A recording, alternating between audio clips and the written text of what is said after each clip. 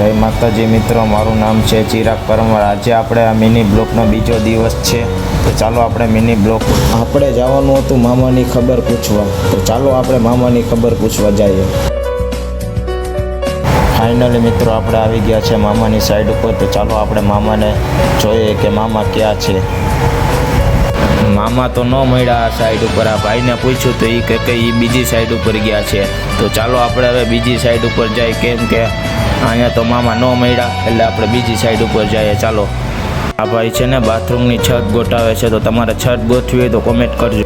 તો ફાઇનલી મિત્રો આપણે મામાની બીજી સાઈડ ઉપર જવા નીકળી ગયા છે, તો ચાલો આપણે મામાની સાઈડ ઉપર જઈએ।